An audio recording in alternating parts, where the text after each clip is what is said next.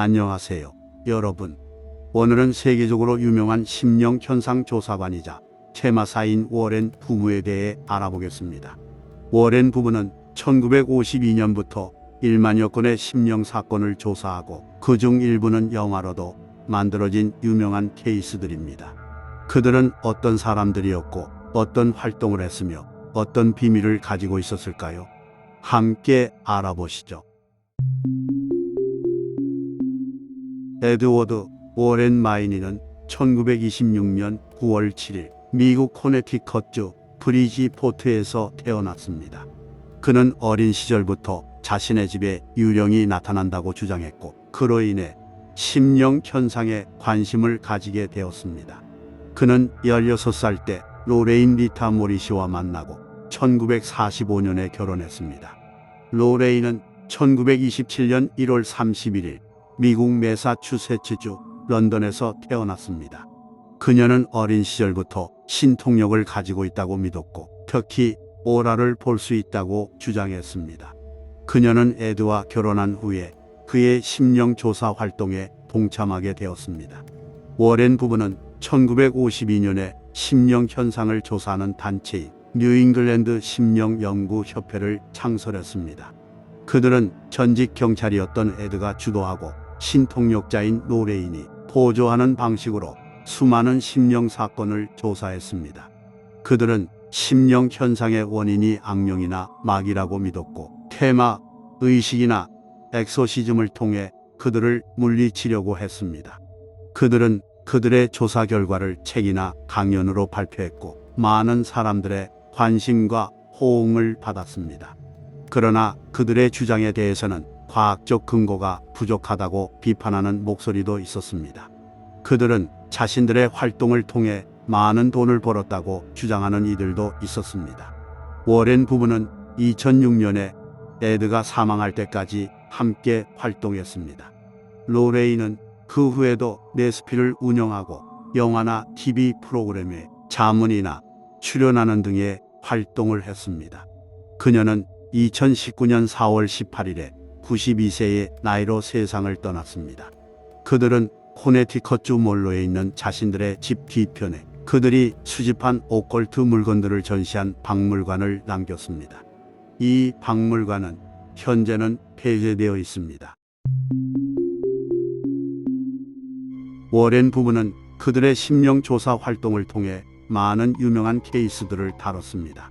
그 중에서도 가장 유명한 몇 가지를 소개해 드리겠습니다. 1968년 어느 한간호 대학에 다니던 여학생이 친구와 동거하던 집에 인형을 가져왔는데 이 인형을 집에 둔 후로 인형이 혼자 움직인다든지 친구에게 이상한 일들이 생기는 등 심령현상이 나타나 심령술사에게 넘겨줬습니다. 심령술사는 인형에 에나벨이라고 하는 어린 소녀의 원혼이 깃들어 있다고 주장했습니다. 하지만 그 후 룸메이트의 남자친구가 인형에게 습격당했고 자는 동안 가위에 눌린 채 목이 졸렸는데 그의 가슴에 피투성이 상처가 발견되었고 인형의 손에는 피가 묻어 있었습니다. 그들은 커다란 두려움을 느끼고는 당시 가장 유명한 심령학자인 워렌 부부에게 도움을 요청하였습니다. 인형을 조사한 워렌 부부는 인형에는 악귀가 깃들었는데 소녀 행세를 하고 있으며 인간적인 존재에 의해 조종되고 있다 고 말하며 엑소시즘을 행하여 악귀를 봉인하는 데 성공하였습니다. 이후 인형을 오컬트 박물관에 전시했습니다.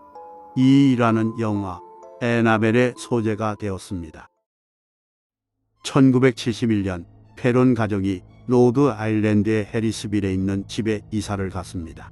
이 집에서는 19세기 초에 살았던 마녀 유령이 출몰한다고 주장했습니다.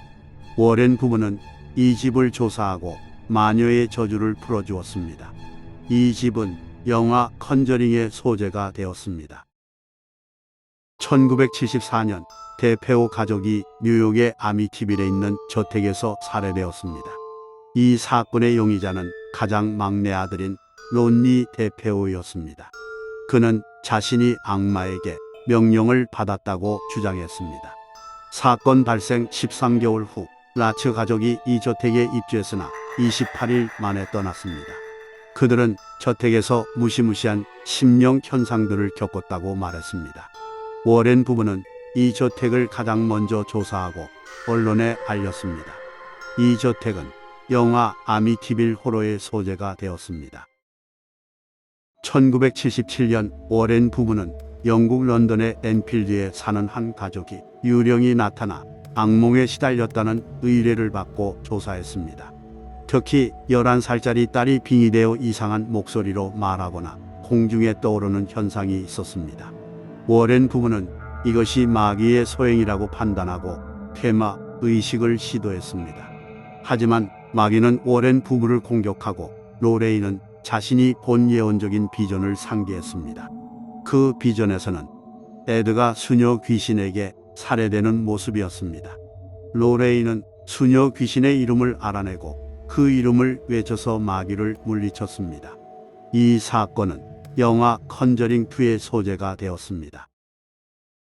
1981년 워렌 부부는 코네티컷의 브룩필드에 있는 어니 샤이엔 존슨이 자신의 집주인을 살해한 사건을 조사했습니다. 어니는 자신이 악마에게 명령을 받았다고 주장했고 이는 미국 역사상 처음으로 악마에 의한 살인이라는 변론을 제기한 사건이었습니다.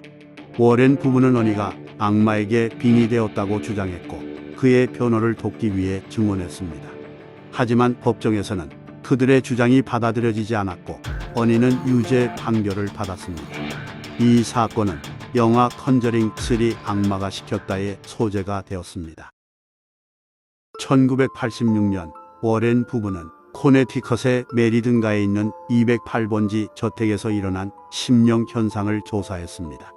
이 저택에서는 19세기에 살았던 미스터스 아르네이블이라는 여성이 자신의 남편과 아들을 살해하고 자신도 자살한 사건이 있었습니다. 워렌 부부는 이 저택에 사는 마귀가 가족의 딸에 빙의되었다고 주장했고 그녀를 치료하기 위해 엑소시즘을 시도했습니다. 하지만 엑소시즘 도중에 마귀가 가족의 아들인 데이비드에게 옮겼습니다. 데이비드는 마귀에 의해 고통받고 폭력적으로 변했습니다. 워렌 부부는 데이비드를 구하기 위해 다시 엑소시즘을 시도했으나 이번에는 마귀가 데이비드의 친구인 어니 샤이엔 존슨에게 옮겼습니다.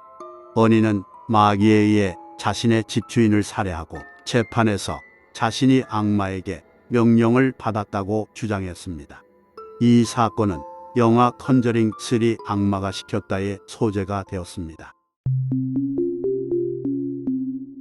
이상으로 워렌 부부에 대한 이야기를 마치겠습니다. 그들은 실제로 존재하는 심령 현상 조사관이자 테마사로 많은 사람들의 두려움과 호기심을 자아냈습니다. 그들의 일하는 영화로도 재현되어 공포 영화의 새로운 장르를 만들었습니다. 그들은 현재는 세상을 떠났지만 그들의 활동과 유산은 여전히 많은 사람들에게 영향을 미치고 있습니다.